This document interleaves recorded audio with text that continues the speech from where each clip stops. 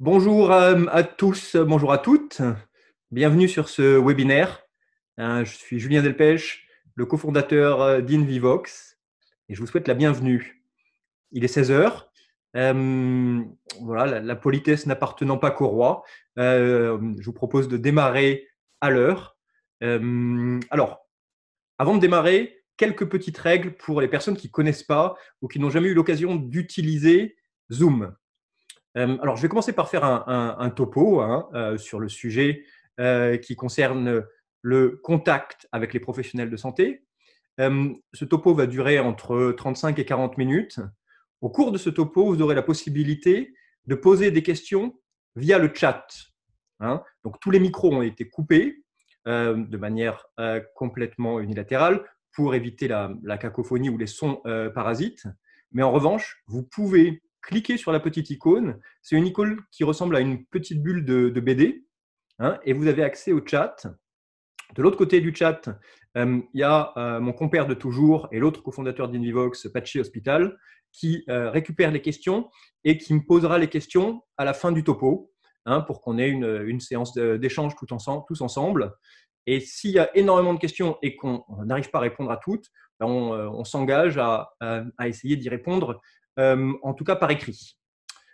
Et si on n'a pas la réponse, on vous le dira aussi, évidemment. Donc, je vous propose de commencer ce topo. Bienvenue à toutes les personnes qui nous rejoignent au fur et à mesure. L'engouement pour ce webinaire montre que le sujet passionne les foules, en tout cas passionne les industriels, passionne les médecins. Donc, on a une deuxième date aussi qui sera proposée, qui est déjà proposée la semaine prochaine. Alors, pour démarrer, je vous propose déjà de faire mes conflits d'intérêts, puisque, comme vous l'avez compris, je suis le fondateur de la startup InVivox. Donc, j'ai un conflit d'intérêts immédiat avec cette propre startup. Cette startup, elle est spécialisée dans la formation médicale continue, pour ceux qui ne nous connaissent pas. Alors, c'est de la formation médicale continue présentielle et distancielle, et on ne fait qu'une seule chose, c'est la formation des professionnels de santé. Personnellement, moi, j'ai 20 ans d'expérience dans le monde de la pharmacie, mais aussi du dispositif médical. J'ai eu la chance de commencer ma carrière au sein des laboratoires Beaufour-Ipsen à l'époque. J'ai longtemps travaillé en Russie et j'ai contribué à lancer le SMECTA à travers toute la Russie. J'étais alors responsable commercial de toutes les forces de vente. J'ai eu l'occasion ensuite de partir en Amérique latine pour les laboratoires Ipsen. J'ai rejoint Allergan en Angleterre, toujours dans le monde de la pharma. Et puis ensuite, j'ai bifurqué dans le monde du dispositif médical, où je suis parti travailler avec des sociétés américaines dans le dispositif médical, les cellules souches et les études cliniques. Et il y a à peu près 4 ans de ça, j'ai créé InVivox, aujourd'hui, qui est une société donc, qui est basée à Bordeaux. On est une petite trentaine de personnes, on est à côté de Bordeaux, à Pessac. Et puis, on se finance grâce à des levées de fonds. On a récemment fait une levée de fonds aux alentours de 7 millions d'euros avec les fonds Isaïe Gestion et le fonds Patient Autonome de BPI France. Voilà en gros pour mon pédigré. Alors, l'agenda du jour. L'agenda du jour, on va parler d'une première chose, de ce que j'appelle l'ère post-covidienne. Le deuxième point qu'on va aborder, et c'est pour cela que vous êtes ici, c'est le contact avec les praticiens. Comment garder ce contact avec les praticiens alors que ces praticiens sont de moins en moins disponibles? Dernier point, on va utiliser des cas pratiques documentés, puisque vous allez voir, c'est un webinaire qui est très pragmatique. On va parler de choses qu'on a réalisées. Et pour finir, on parlera des outils et des hommes au service du numérique. Pour démarrer, on va parler de l'ère pré-covidienne. Donc, petite analogie à l'ère évidemment pré-colombienne. Et dans cette ère pré-covidienne, on avait énormément de travail qu'on réalisait en in situ, c'était du présentiel, c'était toutes les réunions, le fait de prendre le métro tous les matins et d'aller dans un bureau, et d'essayer de réaliser un maximum de choses en présentiel. On voyait petit à petit les activités distancielles arriver, le télétravail, des réunions qu'on faisait à distance, mais c'était assez marginal. L'impact de cette crise, et c'est un impact phénoménal sur la société et sur les entreprises, c'est que cette crise nous fait comprendre que nous sommes en train de changer d'air. Et qu'on le veuille ou non, on rentre dans l'ère post-covidienne. C'est une ère au cours de laquelle on découvre qu'on peut faire énormément de choses à distance.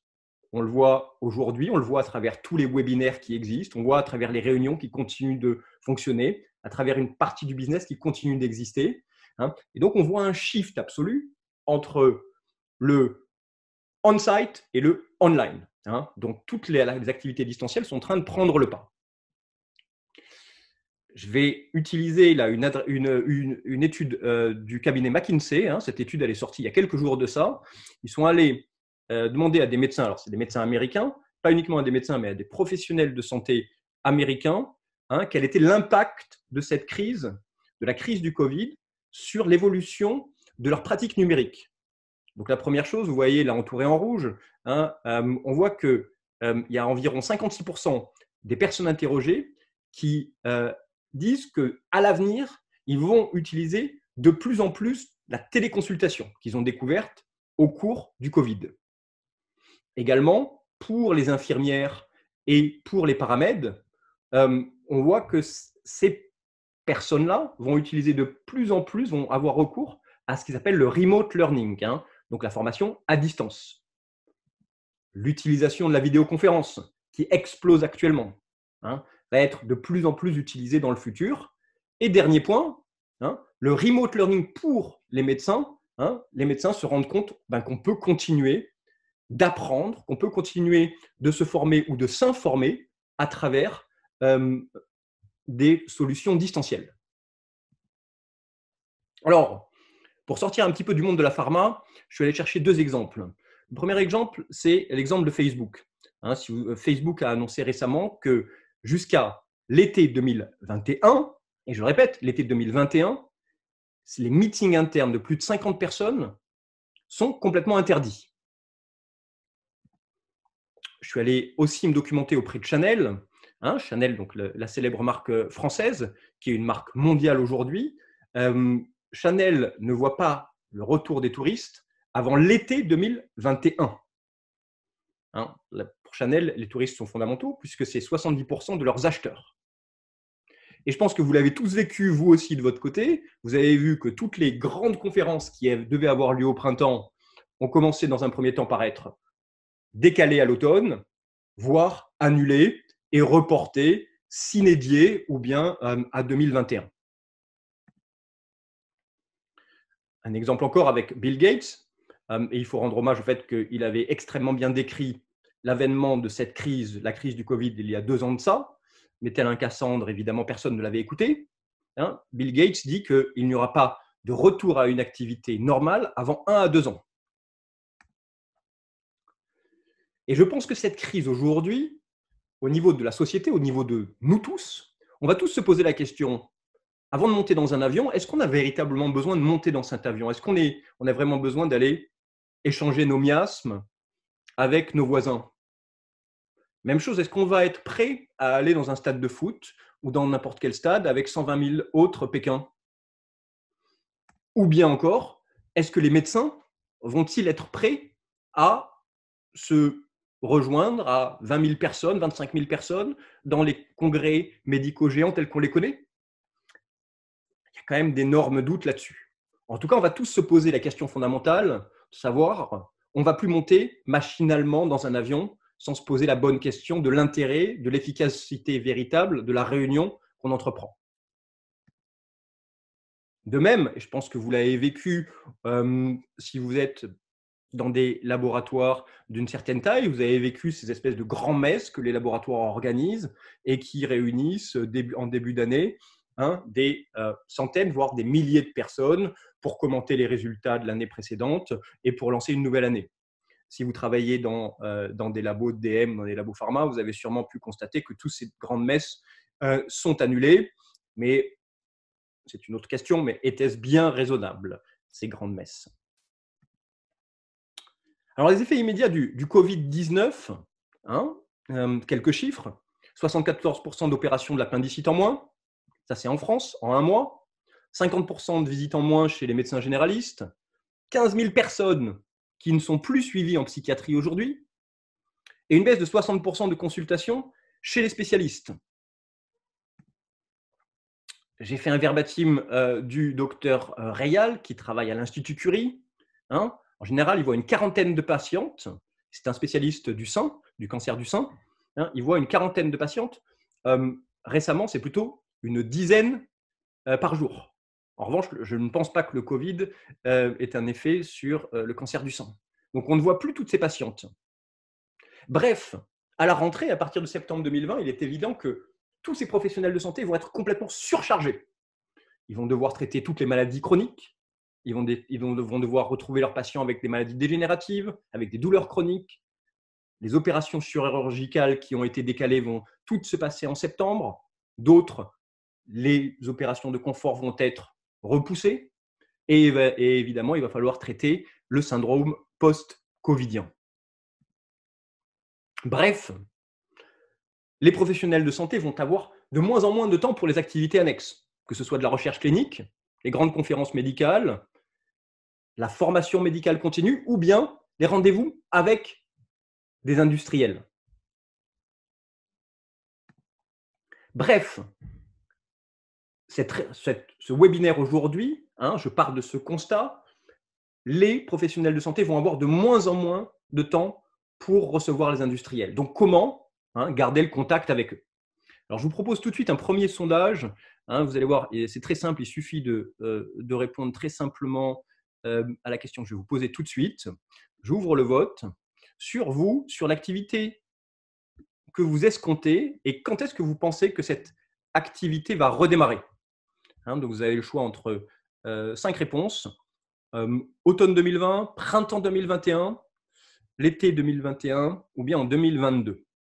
Donc, votre activité économique de votre société, à partir de quand est-ce que vous pensez que les choses vont reprendre? Donc, merci à toutes les personnes qui votent. Vous êtes très nombreux aujourd'hui sur ce webinaire. Vous êtes très nombreux à voter également. Donc, on a déjà 80% de votants. Donc, je vais mettre fin au webinaire et je vais partager avec vous, pas fin au webinaire, excusez-moi, pas tout de suite. Je vais partager avec vous le résultat. Donc, comme vous pouvez le voir, une grande partie d'entre vous, 53%, pensent que l'activité va redémarrer normalement à l'automne 2020 et 37% d'entre vous au printemps 2021. Donc, je vous remercie tous d'avoir voté, d'avoir participé à ce petit sondage. Et je reviens directement dans le cœur du sujet, qui est comment garder le contact avec les professionnels de santé dans cette nouvelle ère, dans ce New Deal. Et je vais rajouter quelque chose qui est fondamental, parce qu'on travaille dans le monde de la santé. C'est que comment garder le contact tout en restant dans le cadre réglementaire. Et je vous l'ai dit, j'ai travaillé pendant une vingtaine d'années dans le monde pharma et dans le monde du dispositif médical. Et aujourd'hui, en tant que responsable d'une start-up qui travaille dans le monde de la santé et qui travaille avec des industriels, on est en permanence en train de tout ce qu'on réalise se fait dans le cadre réglementaire et notamment en accord avec les départements réglementaires de nos partenaires. Alors, ce qui ne va pas changer, je vous ai parlé de ce qui va changer, mais il y a une chose en revanche qui ne va pas changer. Le besoin de formation, le besoin d'information, le besoin de table ronde, le besoin d'EPU des professionnels de santé, lui, il est toujours là. Et ce qui est à réinventer, c'est la manière de répondre à ce besoin. Si vous, de votre côté, vous avez des produits, des dispositifs médicaux à lancer, quelque chose de nouveau à lancer, c'est toujours prégnant. Donc, la question à se poser aujourd'hui, c'est comment réinventer et comment répondre à ce besoin qui est toujours présent. Alors, avant toute chose, avant de foncer la tête dans le guidon sur la réponse, je pense qu'il faut avant tout se poser les bonnes questions quand on veut mettre en place une stratégie. Et la première bonne question à se poser, c'est quels sont les nouveaux besoins de mes clients? quels sont les besoins de mes clients en fonction aussi de leurs contraintes. Hein, on vient de le dire, la contrainte principale, c'est que nos clients vont être surchargés, qu'ils vont avoir très très peu de temps pour faire des activités annexes. Et quels sont les nouveaux besoins qui sont nés de cette crise? On va devoir également se poser la question fondamentale de où sont mes clients? On le savait dans le passé, hein, ils étaient dans le bloc opératoire, ils étaient dans leur cabinet, ils étaient dans leur consultation. La bonne question aujourd'hui, c'est où sont mes clients virtuellement? C'est-à-dire quels sont les réseaux qu'ils utilisent? Est-ce qu'ils sont plutôt sur le réseau LinkedIn? Est-ce qu'ils sont plutôt sur le réseau du quotidien du médecin? Toutes ces questions vont nous permettre d'élaborer une stratégie. Et également, une question fondamentale, quand sont-ils disponibles? Hein, puisqu'on sait qu'ils ne vont plus être disponibles aux heures classiques de la journée. Donc, il va falloir trouver le bon moment pour pouvoir communiquer avec eux. Hein, est-ce qu'on peut communiquer avec un chirurgien le matin? C'est plutôt déconseillé, les chirurgies ayant lieu plus tôt le matin. Donc, trouver le bon moment pour communiquer. Et aussi, évidemment, et c'est le plus important, c'est fondamental, quel est le contenu le plus adapté? Qu'est-ce qui intéresse mes clients? Et en fonction de tout cela, on va être capable de déterminer une stratégie et à ce moment-là, de lancer une communication efficace vers nos clients. Alors, comment communiquer vers les professionnels de santé? On se pose tous les mêmes questions. Hein. Est-ce qu'on va utiliser des emails? Est-ce qu'on fait des newsletters? Est-ce qu'on utilise des réseaux sociaux, qu'ils soient professionnels ou généralistes? Est-ce que je lance des webinaires? Est-ce que je lance un Facebook Live? Est-ce que je crée une chaîne YouTube? Est-ce que je fais un peu de tout? Donc, tout ça, c'est des questions qu'on se pose et auxquelles je vais tenter d'amener certaines réponses concrètes. Alors, avant de vous amener des réponses concrètes, quelques données en vrac quand même sur le numérique. 380 emails par jour, c'est ce que reçoivent en moyenne, hein, en Europe, c'est une donnée européenne, les professionnels de santé. Et sur les 380, il y en a 360 qui sont non sollicités. C'est-à-dire, c'est quand un médecin s'enregistre à un congrès et puis laisse traîner son email ou coche des cases et derrière va recevoir par exemple des informations. Ce sont les bases de données, c'est le scrapping, c'est toutes les techniques. Donc, est-ce que un 381e email va faire la différence? Non, j'en doute fortement. Une autre donnée fondamentale sur le web, c'est qu'il faut environ 7 visites pour chacun d'entre nous avant de passer à une décision d'achat. Une autre donnée qui est assez fondamentale, je trouve, c'est le taux d'ouverture des newsletters ou des emailing qu'on peut réaliser. On dit que généralement, au-dessus de 3%, ces taux d'ouverture sont satisfaisants. 3%, c'est vraiment naze. Hein, c'est-à-dire que je pense qu'on se satisfait de peu de choses. C'est-à-dire que quand on envoie un email à 10 000 personnes, s'il y en a 300 qui l'ouvrent, on est content. Moi, je vais vous montrer pendant cette conférence que c'est un taux de satisfaction qui est vraiment très, très bas. Pendant longtemps, on a développé des applications.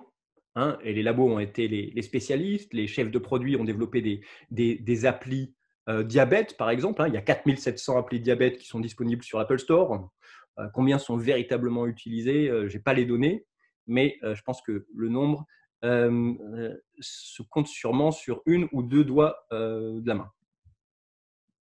Une dernière information que je trouve assez intéressante, c'est le prix d'un profil LinkedIn. Hein, quand Microsoft a racheté LinkedIn il y a 3-4 ans de ça, si on ramène le prix de l'achat au profil, hein, ce prix est à 850 $. Alors, comment gérer cette relation à distance, hein? Premièrement, il existe des solutions distancielles pour former et pour informer. Hein, on est en train d'en utiliser une ici, là, une visioconférence. Il y a tout le e-learning qui est en train de se mettre en place, qui était déjà dans ses prémices. On parle également beaucoup de vidéo learning, de visioconférence. Évidemment, la maîtrise des réseaux, les réseaux sociaux, les réseaux généralistes, les réseaux spécialistes, hein, dans leur globalité. Il va falloir aller chercher des profils qui comprennent cette approche, qui maîtrisent ces nouveaux outils. Et évidemment, et c'est fondamental, hein, mettre en place une stratégie qui va être adaptée à ces nouveaux comportements c'est exactement ce dont je viens de parler. Alors, j'ai listé les questions qu'on reçoit chez Invivox des industriels depuis quelques semaines.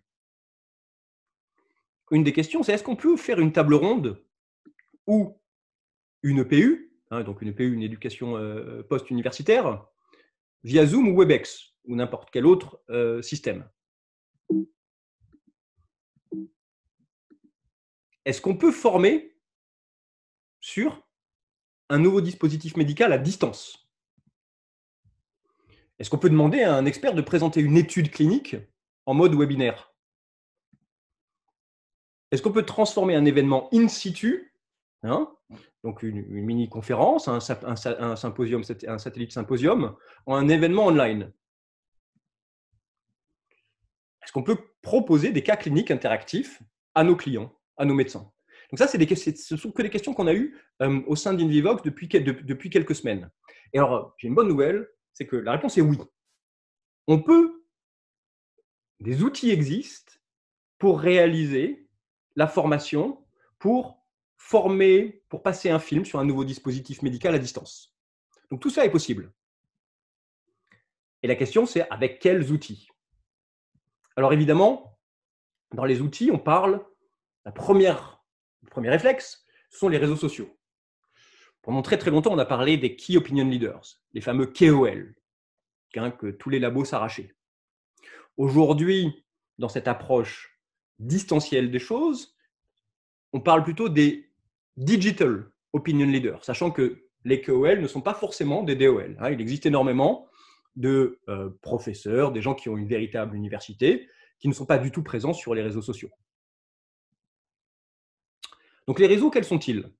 Alors, vous les connaissez tous. Je voudrais juste apporter certaines précisions.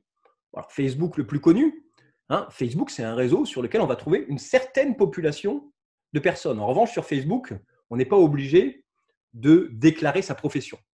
Il existe en revanche plein de petits trucs pour connaître, pour comprendre si la personne est éventuellement un professionnel de santé et même quelle est sa profession, même s'il ne l'a pas déclarée. Notamment, par exemple, à travers les likes de quelqu'un sur Facebook. Quand une personne aime la Société française d'ophtalmologie et est abonnée à PubMed, on peut commencer à en déduire que cette personne est peut-être un ophtalmo. On a ce réseau LinkedIn, et je vais y revenir, je vais vous en parler un petit peu plus longuement. On a sur ce réseau quasiment la moitié des professionnels de santé qui sont présents. Très, très souvent, chez Invivox, quand on parle de LinkedIn, la réaction chez les industriels, c'est « Oh, mais non, les professionnels de santé, ils ne sont pas sur LinkedIn ». Alors, c'est faux. C'est entièrement faux. Et c'est un réseau en plein boom, vous allez le voir. Évidemment, on a Twitter. Alors, Twitter, c'est plus pour de la communication corporate, pour les journalistes, et aussi pour les urologues, pour une raison que personne ne sait expliquer. Les urologues sont sur Twitter. On va également retrouver WhatsApp, qui est un véritable réseau social, qui est extrêmement, extrêmement puissant quand il est utilisé intelligemment. J'imagine que ceux qui utilisent WhatsApp, vous voyez à quel point on lit très, très rapidement ce qui est envoyé sur WhatsApp, parce que ça arrive aussi en notification push sur un écran et pas sur un email. Et puis évidemment, on parle tous d'Instagram, qui est réservé à certains types de choses. Voilà, c'est juste un aperçu, et il existe encore plein d'autres réseaux spécialisés. Alors, je vous ai dit que LinkedIn, c'était un réseau qui était en plein boom. Alors aujourd'hui, LinkedIn, en quelques chiffres, c'est 660 millions de personnes. La moitié des personnes qui sont sur LinkedIn sont diplômées ou très diplômées. On retrouve au niveau de la démographie, on retrouve des personnes qui ont un tiers des personnes ont entre 30 et 45 ans. Et également, une dernière chose sur ce réseau, c'est que LinkedIn est un réseau international. Et pour nous, chez Invivox, LinkedIn, c'est notre outil préféré. Notre métier, chez nous, c'est de prendre une formation et de la faire connaître au plus grand nombre. Et bien souvent, ce plus grand nombre, c'est une population internationale. On travaille par exemple avec le CHU de Rouen, qui organise bon nombre de formations qui sont toutes destinées à des médecins internationaux. LinkedIn nous permet, sans bouger de notre bureau de Pessac, d'aller informer, inviter des chirurgiens du monde entier à venir, à se déplacer jusqu'à Rouen pour se former. Ça m'emmène tout de suite au premier cas, j'allais dire premier cas clinique, pardon, premier business case que je voulais vous présenter. Ce premier business case, c'est un business case qui concerne le professeur Alain Cribier. Je vous ai parlé à l'instant du CHU de Rouen. Hein. Le professeur Alain Cribier, c'est un cardiologue interventionnel qui travaille au CHU de Rouen et c'est aussi, et en particulier, l'inventeur du TAVI. Le TAVI en cardiologie interventionnelle, c'est le remplacement de la valve aortique. C'est une technique qui a permis de sauver plus de 500 000 patients en quelques années, dont Mick Jagger récemment. Alain Cribier, quand on l'a rencontré, puisqu'il organise de très nombreuses formations au CHU de Rouen, il avait 230 contacts sur son compte LinkedIn. Nous, chez Invivox, on avait développé toute une expertise qui permet de faire grandir de manière intelligente un compte LinkedIn. Et donc, on est allé voir s'il y avait des cardiologues interventionnels sur le compte LinkedIn, et on est allé les inviter tous les uns après les autres. 2 ans plus tard, le professeur Cribier, sur son compte, il a 27 000 contacts. Là, récemment, j'ai regardé ça récemment. Et tous ces contacts sont des cardiologues interventionnels ou des cardiologues qui sont dans le monde entier. Donc, ce réseau extraordinaire, ça sert à quoi? Donc, vous voyez, là, je vous ai fait une copie d'écran du professeur Alain Cribier. Alors, il n'a pas 27 000, mais 26 941 exactement, tous cardiologues. Ce réseau extraordinaire, ça permet 2 choses. Premièrement, quand le professeur Cribier lance une nouvelle formation, eh bien, cette formation, elle va être vue, elle va être distribuée, elle va être diffusée auprès de ces 27 000 contacts, potentiellement. On peut aussi filtrer s'il y a besoin. Et là, vous voyez, par exemple, sur la dernière formation qui devait avoir lieu en mai, donc qui a été évidemment annulée, mais cette formation, elle a attiré 742 personnes qui ont manifesté leur intérêt. Alors, ce qui est extraordinaire, c'est que dans cette nouvelle forme de communication, en fait, c'est le professeur Cribier qui a informé son réseau de cet événement qu'il organise à Rouen. Donc, les gens n'ont pas reçu l'information par email, ils ont reçu l'information par une notification push et ils ont reçu une information du professeur Cribier qui les invite à une formation médicale et ça change tout. Alors ça, c'est le premier maillon. Mais ensuite, parce que ces 742 personnes qui ont manifesté leur intérêt ne sont pas enregistrées. Et c'est là où, en fait, nous, chez Invivox, on intervient avec tous les outils qu'on a développés pour aller recibler cette personne, par exemple avec un film. On va demander à un Cribier de réaliser un petit film de 35-40 secondes parce qu'au-dessus, ça ne passe pas sur les réseaux, pour aller expliquer les avantages, les bénéfices de venir se former avec lui pendant 3 jours à Rouen et la raison pour laquelle il faut payer 1 800 € pour cette formation. Et là, à ce moment-là, on recible et on va construire avec les différents outils du numérique une stratégie pour amener toutes ces personnes-là, in fine, à venir s'enregistrer et payer pour cette formation et venir bénéficier de l'expérience et cette formation extraordinaire à Rouen du professeur Cribier. Voilà un premier exemple que je voulais partager avec vous. Deuxième exemple, c'est toujours un exemple avec un autre médecin, c'est un médecin du CHU de Bordeaux, un voisin. Et récemment, on a été contacté par un industriel qui voulait, en partenariat avec le CHU de Bordeaux et avec le docteur Adrien Rosé, qui est anesthésiste à Bordeaux, qui souhaitait réaliser un webinaire pour partager l'expérience du docteur Adrien Rosé dans le cadre de la ventilation des patients Covid hors de la salle de réa conventionnelle.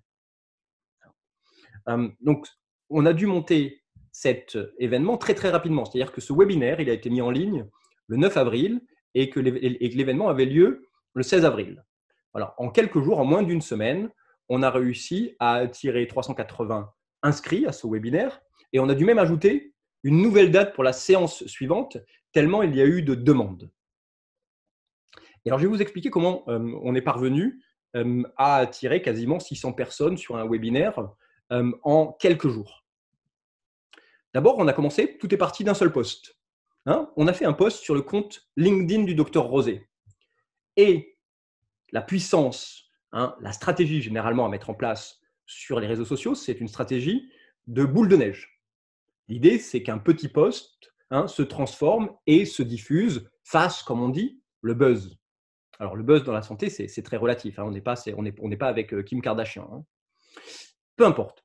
Donc, on commence par un post, et ce post a été d'abord partagé par l'équipe InVivox sur nos réseaux, vers certaines cibles.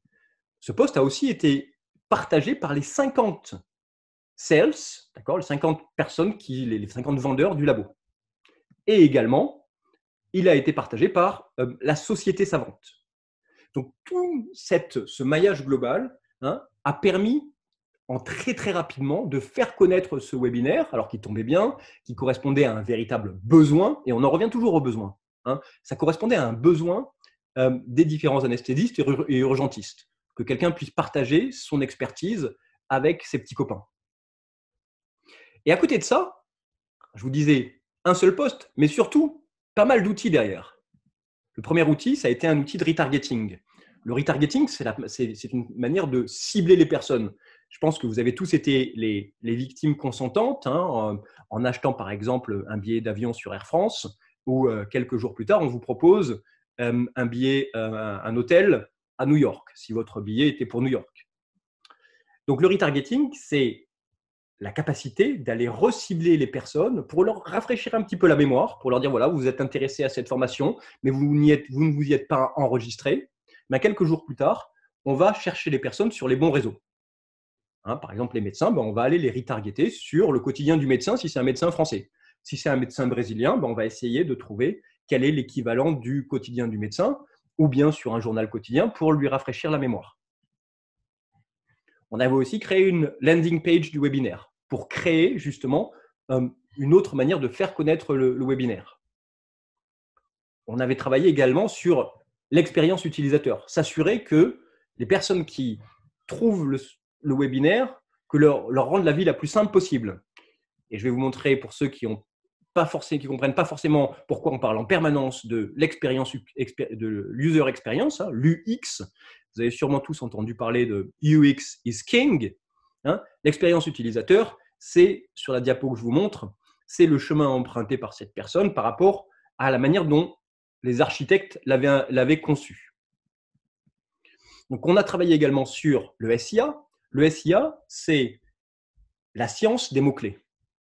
Trouver les mots-clés autour d'un webinaire, par exemple, donc là, c'était la ventilation, et s'assurer que les personnes, quand ils vont sur des moteurs de recherche, type Google, Yandex ou Bing, en tapant le mot ventilation, que le webinaire sorte le plus rapidement possible.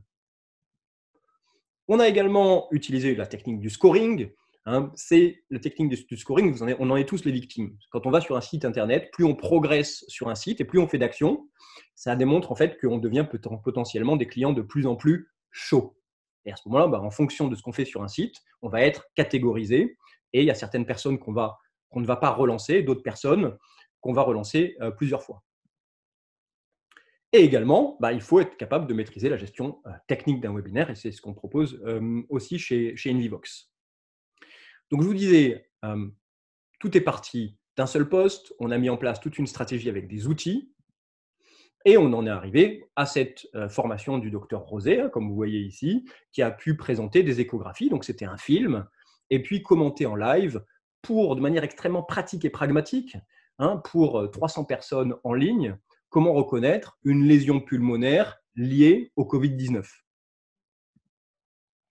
Le docteur Rosé a sa propre page, il a son propre profil comme tous les experts sur InVivox. Et derrière, on s'assure, comme sur la plupart de tous les sites internet, que derrière, les gens puissent laisser leur avis. Et puis là, vous voyez, donc, il y a 102 personnes qui ont laissé leur avis suite à ce webinaire, avec une note exceptionnelle de 4,5 sur 5 en moins. C'est un élément rassurant pour les prochaines formations, pour les prochaines personnes qui vont vouloir se former avec Adrien Rosé. Et derrière, on va retrouver aussi la possibilité de suivre le docteur Adrien Rosé, d'être informé, etc. L'intérêt de cette approche numérique, c'est que c'est une mise en valeur de l'expert sans aucun compromis. C'est-à-dire que l'expert, on lui a proposé, avec le partenaire industriel, partager son expertise, son expérience, et il n'y a absolument aucun compromis derrière. Cette information, grâce aux réseaux sociaux, grâce aux outils du numérique, elle est diffusée au plus grand nombre. Et également, il y a une mise en avant de l'image de l'industriel à travers cette action. Derrière, ce qui est fondamental, je n'en ai pas encore parlé, mais c'est la gestion de la data. C'est-à-dire que tout ce qu'on fait aujourd'hui dans le numérique, si on oublie la donnée, ça ne sert à rien. Et ici, tout l'intérêt aussi, c'était de pouvoir récupérer les noms, les prénoms, les emails, les lieux de travail, les spécialités des 600 personnes qui se sont inscrites, et je tiens à le préciser, toutes sous la réglementation du RGPD, à ce webinaire. Donc, ce sont des personnes qui vont pouvoir être, on va pouvoir les relancer, on leur a envoyé le replay, on va pouvoir leur envoyer une enquête, on va pouvoir leur envoyer des nouveaux webinaires sur la même thématique. Donc, les 4 premiers enseignements qu'on a tirés, nous, de ces différents événements qu'on a organisés. D'abord, l'avantage de l'approche digitale, vous en doutez bien, c'est d'être capable de cibler précisément une audience. Et ça permet, plutôt que de partir un petit peu au petit bonheur la chance, la science du digital, c'est de s'adresser aux bonnes personnes au bon moment avec le bon message. On a réussi à aller intéresser des personnes en leur envoyant ce que je vous disais, le contenu approprié. Donc là, dans ce cadre-là, c'était un webinaire sur un thème qui leur tenait à cœur, au bon moment, sur le bon réseau.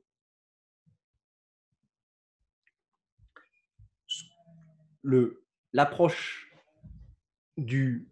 numérique permet également d'analyser le ROI, donc le retour sur investissement, de toutes les actions menées. Et c'est tout l'intérêt du numérique. Et pour ceux qui font du numérique, si vous avez un département qui ne traque pas toutes ces actions, changez de département. Et c'est tout l'intérêt aussi pour nous de comprendre et d'améliorer en permanence ce qu'on fait. Parce que le numérique permet, en traquant toutes nos actions, de nous améliorer constamment, d'affiner nos campagnes et, in fine, de cibler de mieux en mieux notre audience. Et également, on transforme une base de données en une communauté. Donc, une base de données, c'est un ensemble de lignes. Et bien, cet ensemble de lignes, on va le transformer en une communauté de gens qui se parlent. Et ça a été, par exemple, l'approche dont je vous ai parlé avec le professeur Cribier, qui a communiqué vers sa communauté sur une formation qu'il organisait. Donc, c'est tout l'intérêt de cette approche numérique. Avec les principaux bénéfices, le principal bénéfice, c'est l'amélioration du cycle de vente. Donc, le reach, c'est-à-dire l'impact, va être étendu. On va aller chercher de nouveaux clients qu'on ne soupçonnait pas par une approche numérique. Alors, ces clients, ça peut être des clients en France, ça peut être des clients d'autres spécialités, mais qui s'intéressent au problème, ça peut être des clients à l'étranger. Ça dépend de ce qu'on veut faire. Je vous en parlais, et je le répète parce que je trouve ça fondamental, mais toutes nos actions sont traquées, donc mesurables. Ça permet, in fine, des meetings en tête-à-tête mieux ciblés, quand on a bien caractérisé et qualifié la personne. Et on arrive finalement à une efficacité et une rentabilité largement supérieures que d'une stratégie sans le numérique.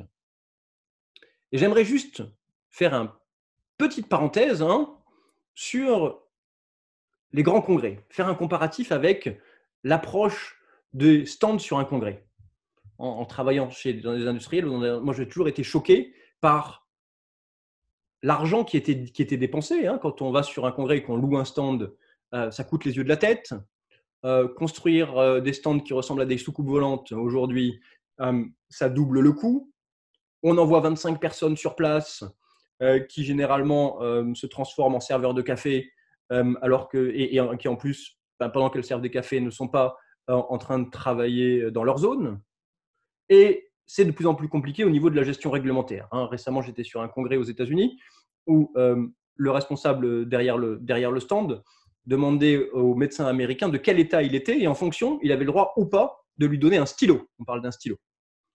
Et alors, ce qui m'a toujours fait bien marrer quand même sur ces congrès, c'est que le calcul du retour sur investissement, il est tout simplement impossible. Ou alors, peut-être que si vous avez une solution, ça m'intéresse. Donc, je reviens un petit peu en arrière.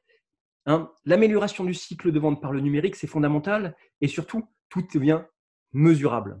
Donc, on améliore sa démarche et on est capable de calculer sa rentabilité. Alors, en guise de conclusion, même si c'est une ineptie de conclure, comme disait Flaubert ou Lamartine, peu importe. Bref, en guise de conclusion, première chose, nous sommes rentrés dans cette nouvelle ère post-covidienne. Elle a déjà commencé, c'est un fait. Et l'histoire des civilisations, l'histoire de la nature nous apprend que l'adaptation des sociétés, l'adaptation des entreprises, l'adaptation des êtres humains, des espèces, ça a toujours été la clé de la survie. Et aujourd'hui, pour beaucoup de sociétés, cette nouvelle ère, elle remet en cause notre survie, nous, en tant que start-up, par exemple. L'enjeu, le défi pour nous, c'est de nous adapter, d'adapter notre stratégie à cette nouvelle ère, à cette nouvelle manière, aujourd'hui, de communiquer avec les professionnels de santé. J'aimerais quand même dire une chose, c'est que la relation en tête-à-tête n'est pas morte, bien au contraire, et que ceux qui ont vécu des relations amoureuses à distance sont les meilleurs témoins. Vous savez bien que l'intensité des retrouvailles est extrêmement forte et que finalement, le numérique n'est là que pour prendre le relais. Le numérique est au service de cette relation avec nos clients et qu'elle doit être là pour renforcer cette relation avec nos clients, pour la rendre plus efficace. Et c'est sur ces mots-là que je souhaite arrêter mon topo en vous posant cependant une dernière question. Et vous, de votre côté, qu'avez-vous mis en place personnellement, au niveau de votre département, au niveau de votre business unit, au niveau de votre entreprise, pour anticiper l'avènement de cette nouvelle ère et cette nouvelle communication avec les professionnels de santé? Je termine sur cette question. En revanche, n'hésitez pas, si vous voulez continuer cette discussion, à me contacter. Je vous laisse mon email ici. Je vous laisse mon portable aussi. Alors moi, je suis un grand fan de WhatsApp.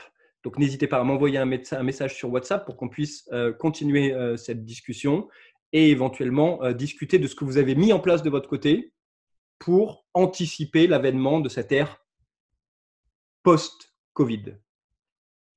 Voilà, je vous remercie tous et toutes de votre écoute, de votre participation.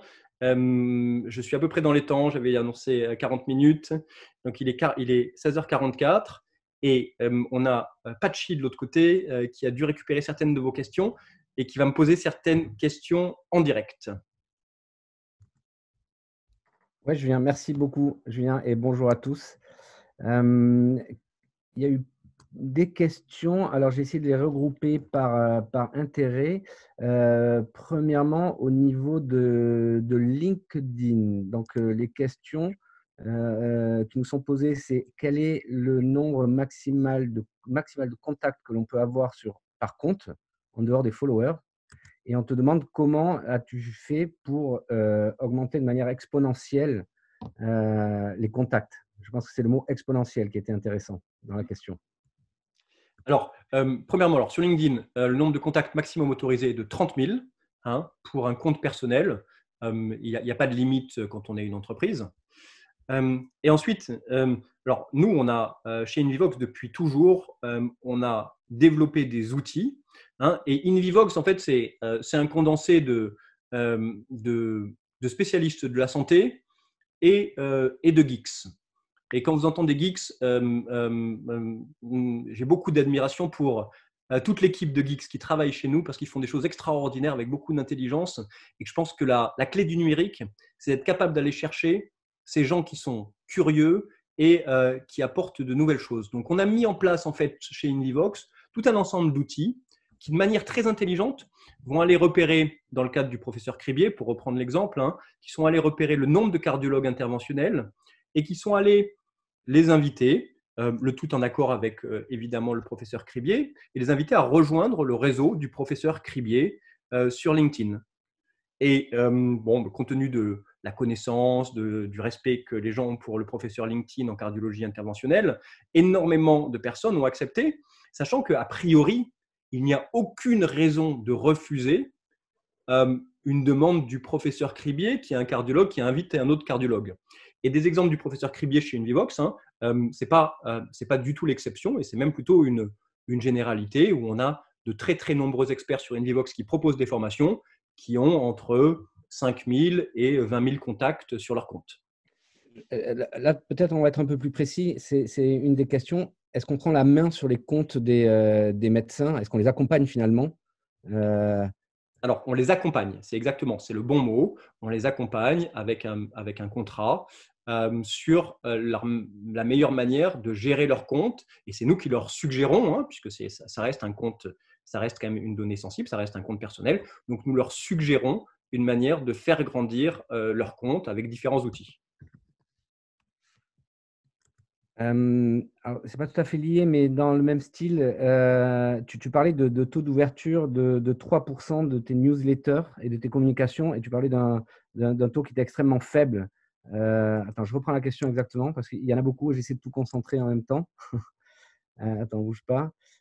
Julien a parlé des taux d'ouverture de 3% médiocres comparé à ce que vous êtes capable de faire. Est-ce que tu peux illustrer les taux que nous atteignons et comment on fait pour atteindre ces taux? Alors, je vais reprendre l'exemple du professeur Cribier, ça me permet de rester sur le même thème. Quand vous voyez le professeur Cribier envoie à ses contacts ce qu'on pourrait appeler une newsletter, c'est-à-dire qu'il crée une formation par exemple et puis il va l'envoyer, on va filtrer pour lui parce qu'il il fait une formation uniquement pour les cardiologues francophones. Mais en fait, le taux d'ouverture va exploser, c'est-à-dire qu'on va frôler les 30, 40, 50%, parce que d'abord, ce n'est pas une information qui est envoyée par email, mais c'est une information qui va être envoyée par notification push, qui va arriver sur l'écran du petit téléphone du médecin qui va être invité. Et à ce moment-là, ça change tout, parce que c'est un médecin qui invite un autre médecin. Et quand on parle de communication, quelle est cette nouvelle forme de communication? C'est cette communication en peer-to-peer qui permet de faire ouvrir les messages, parce que c'est des médecins qui parlent à d'autres médecins, des médecins qui deviennent des ambassadeurs d'une technique. Et souvent, derrière cette technique, elle est réalisée avec des dispositifs médicaux, et donc, d'une certaine manière, des ambassadeurs de ces dispositifs médicaux. J'avais une question, on me demandait s'il y avait des études qui démontraient tout ça. Et alors, j'ai répondu en direct, mais je donne la réponse. Il n'y a pas d'études à proprement parler. Nous, c'est nos taux à nous. Et beaucoup de blogs vont en parler, d'articles. Donc, il n'y a pas d'études à proprement parler, mais on se compare à nos taux et à ce qu'on peut lire autour de nous. Il y a pas mal de questions qui sont de l'ordre réglementaire. Vous m'excuserez, les personnes qui ont posé ces questions, de ne pas y répondre parce que vous posez des questions très, très généralistes. Et à partir du moment où on rentre dans le réglementaire, le traitement des données, il faut être précis et on parle d'activités bien spécifiques. Et en fonction de cette activité, on est dans les clous ou pas. Nous, on travaille avec un cabinet d'avocats qui est spécialisé dans le traitement des données, un autre dans la compliance. Donc, on est très vigilant à tout ça. Et je m'excuse par avance de ne pas poser ces questions à Julien parce que je pense qu'il serait difficile à Julien de répondre exactement à vos questions. Par contre, on est à votre disposition pour en parler oralement et comprendre les cas que vous avez en tête et essayer d'y répondre précisément.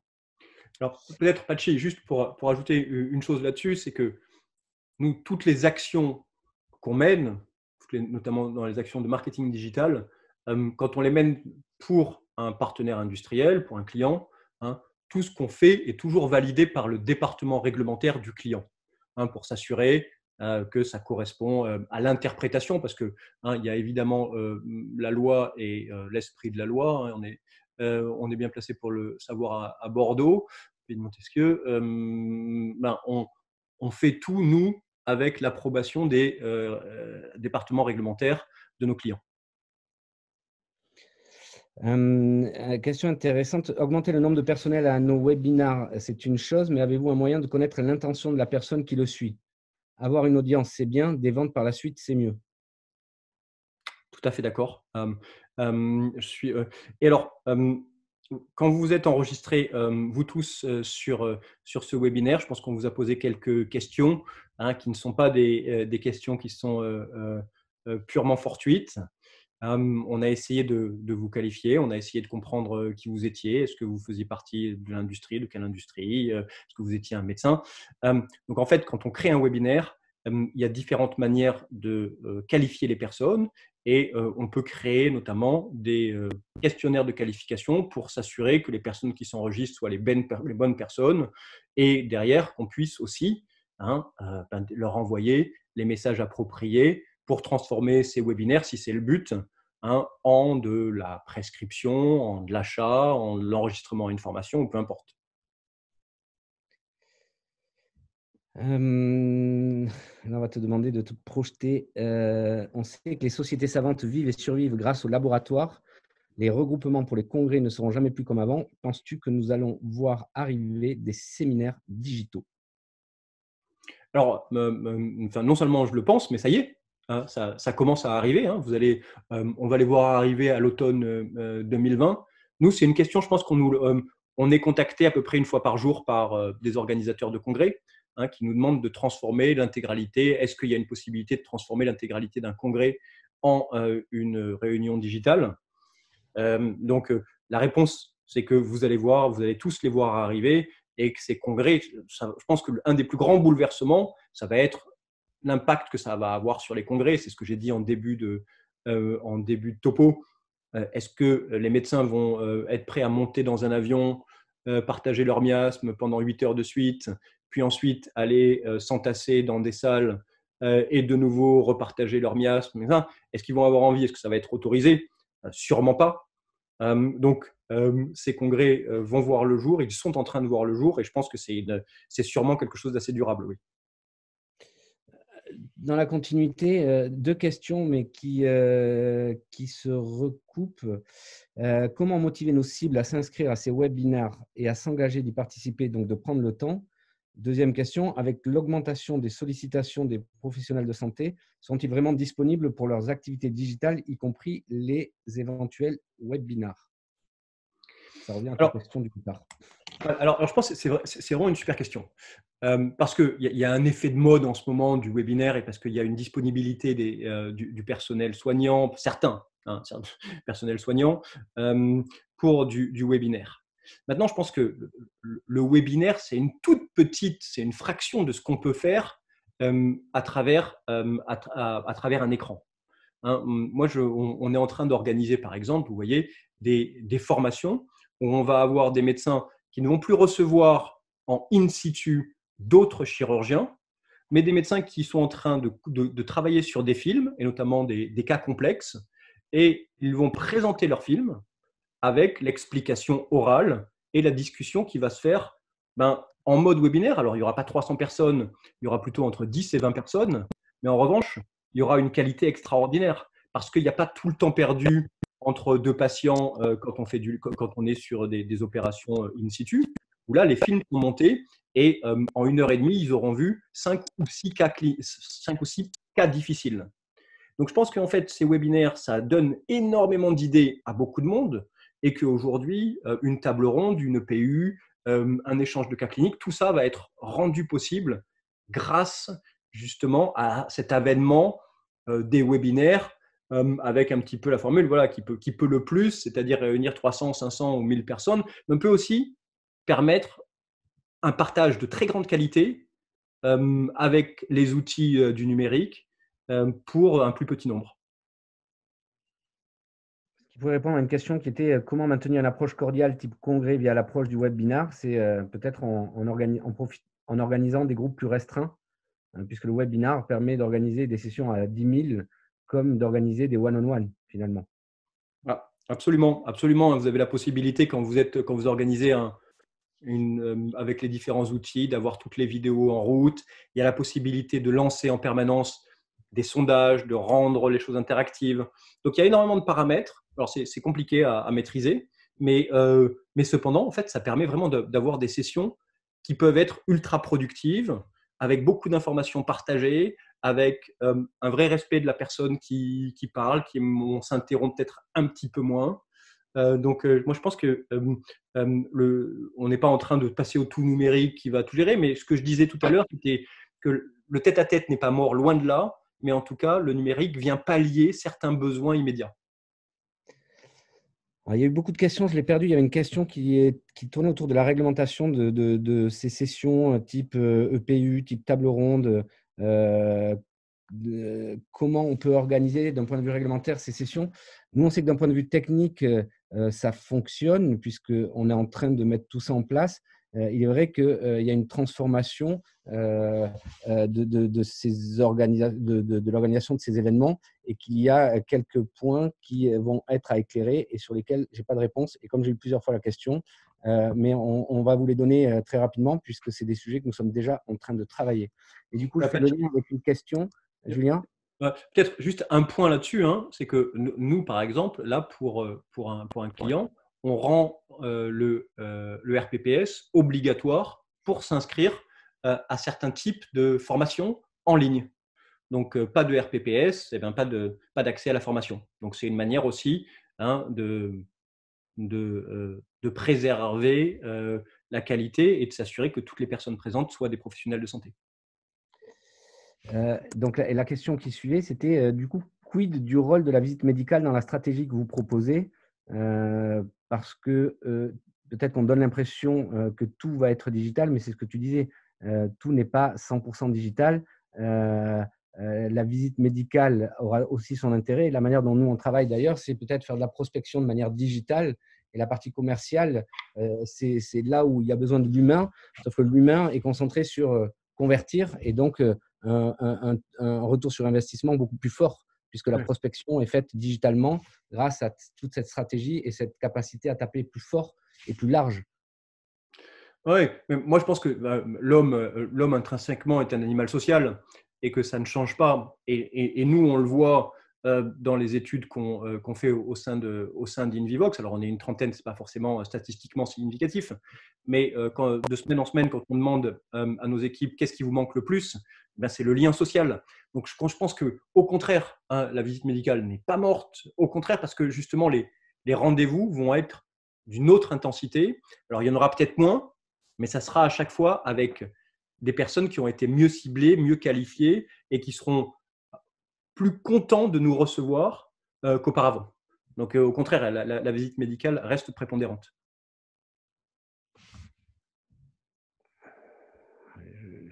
Il y a encore beaucoup de questions. J'essaie de faire le lien.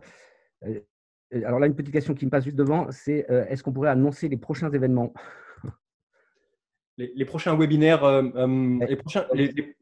les prochains webinaires, si vous allez sur la plateforme invivox.com hein, et que vous tapez webinaire, vous allez voir la diversité des webinaires proposés. On a un webinaire sur les violences conjugales, on a des webinaires sur les lésions pulmonaires, on a des webinaires en orthopédie. Enfin, vraiment, je pense qu'on a une trentaine au moins de sujets avec des webinaires en live et qui sont aussi disponibles en replay.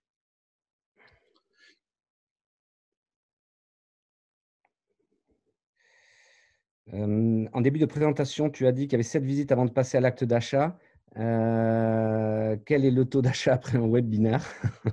C'est une question piège. Alors déjà, il fallait préciser, Julien, tu ne l'avais pas précisé.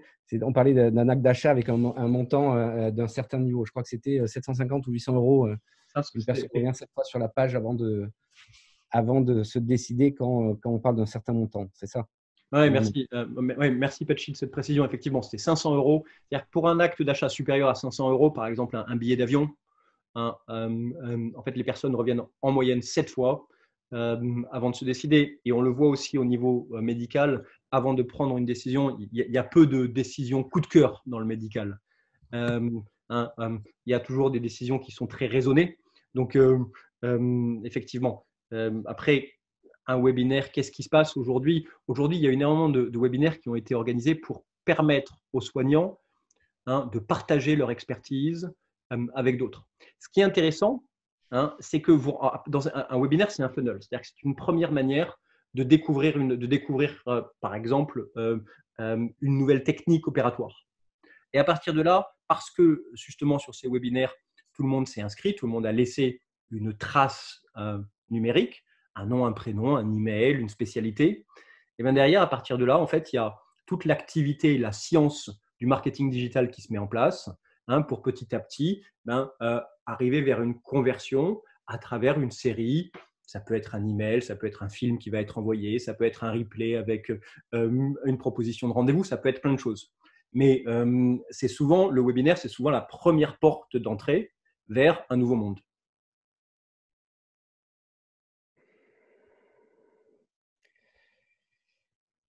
Envisagez-vous des webinaires pour remplacer les workshops sur des modèles anatomiques? Alors, oui et non. C'est-à-dire que ce que je vous disais tout à l'heure, c'était qu'un workshop anatomique, rien ne pourra remplacer la qualité d'un workshop anatomique, et on en est bien conscient. Maintenant, de proposer, par exemple, comme je vous le racontais, de choisir des films de bonne qualité qui vont permettre à un expert pédagogue de former à distance sur différents cas, sur différents types d'anatomie, c'est envisageable. C'est envisageable. L'intérêt, c'est que c'est d'abord le coût. Hein. On sait tous que tout le travail anatomique sur des cadavres, c'est compliqué, c'est de plus en plus compliqué, c'est de plus en plus cher. Hein. Et donc, remplacer, non, mais en tout cas, proposer une solution alternative qui sera la moins dégradée possible, c'est effectivement possible. Une question qui est intéressante. Alors, il y a quelques fautes de frappe, je vais essayer de la retranscrire, mais c'est lié à la base de ta présentation où tu expliques l'importance du peer-to-peer. C'est comment prévenir que les webinars ne passent pas pour de la publicité ouverte?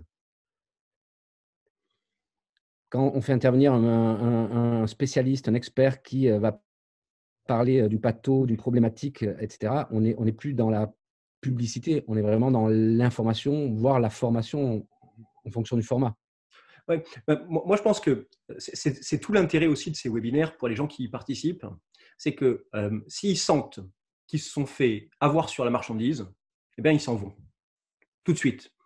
Hein, et que c'est facile. C'est-à-dire qu'ils sont connectés, puis au bout de 5 minutes, au bout de 10 minutes, ils voient si le thème correspond à ce qui a été annoncé ou si c'est, entre guillemets, un piège ou quelqu'un essaye à travers un thème de vendre quelque chose.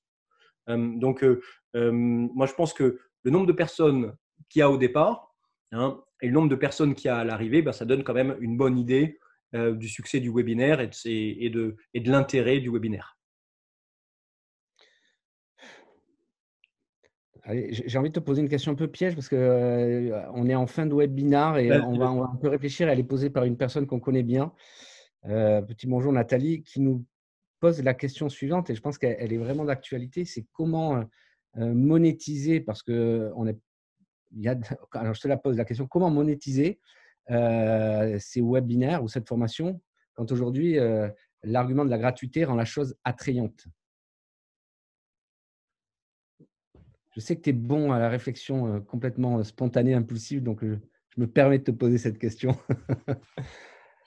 Enfin, moi, je crois qu'il y a des périodes dans lesquelles on ne peut pas faire des choses payantes, dans lesquelles ça serait indécent de vouloir faire des choses payantes.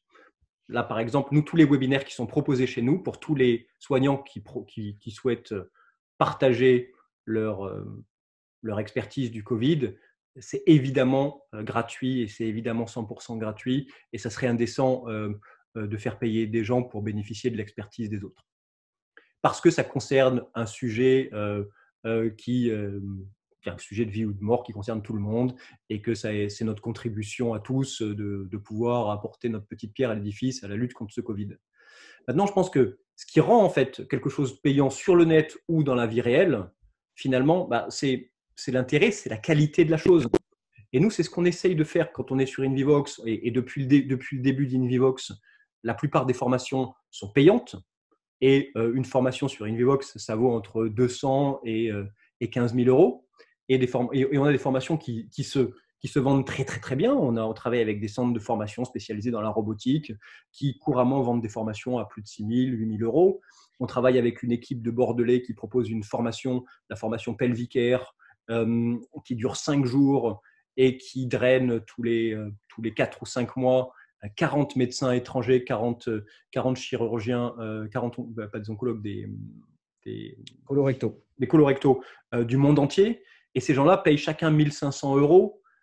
Et entre guillemets, c'est que dalle parce que la formation est d'une telle qualité que finalement le prix ne compte pas. Et alors pour répondre simplement à la question, moi je pense que quelque chose de qualité, eh ben, les gens paieront pour la qualité aujourd'hui comme demain.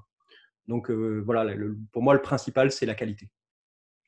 Ouais. Et je dirais après, il y a une notoriété à construire, faire savoir, ça prend du temps. On le voit puisque on a eu des formations qu'on a eu du mal à vendre au départ. Et petit à petit, en travaillant autour de la formation, autour des bénéfices, en faisant savoir, les premiers sont venus, on a fait savoir que les gens étaient venus et au fur et à mesure, on construit une notoriété. Et la notoriété permet de rassurer les gens qui sont prêts finalement à payer quand il y a aussi la rareté. C'est-à-dire qu'effectivement, si on propose une même formation d'un côté qui est gratuite et l'autre qui est payante, la formation gratuite sera la plus attractive. L'originalité de la formation rend attractive et à ce moment-là, on peut prétendre vendre sa formation. Une dernière question, Julien, parce que là, je pense qu'on a fait le tour et ça fait plus d'1 heure et je vois que les gens commencent à nous remercier et à te dire que tu avais fait une bonne présentation, une intéressante présentation. Ah ben, attendez, attendez. Alors, puisqu'on est dans le numérique, j'ai un dernier sondage pour les 120 personnes qui sont restées. Je vous l'ouvre. Voilà. Cette réunion a-t-elle répondu à mes attentes? Je pense que l'intérêt du numérique aussi, c'est d'accepter en permanence la critique pour s'améliorer. Donc, le but du jeu, donc merci à toutes les personnes qui prennent le temps de répondre. Ok. Redonne ton. Ouais. Je vois qu'il y a pas mal de gens qui répondent partiellement et j'en suis parfaitement conscient. J'ai essayé de répondre avec non pas la vérité, mais nos vérités, ce qu'on sait faire, en vous proposant des choses assez concrètes, sans vouloir faire un cours magistral sur la communication avec les professionnels de santé. En tout cas, merci de vos réponses. Il y a 80% de réponses et donc, ok, j'ai 16% de oui au-delà de mes attentes. Écoutez, merci. 53% de oui complètement et 31% de partiellement. Peut-être redonne ta slide avec ton email et ton numéro de téléphone parce que si on a frustré certains de ne pas avoir répondu à leurs questions, on le fera avec plaisir. J'ai peut-être pas posé certaines questions, mais qui me paraissaient compliquées à répondre parce que trop général et demandant peut-être de rentrer dans trop de détails. Et c'est la limite quand on est 300 sur un webinar. Donc voilà. Je vous laisse noter. N'hésitez pas. Je vous ai dit, je privilégie WhatsApp, mais je réponds évidemment à tout le reste.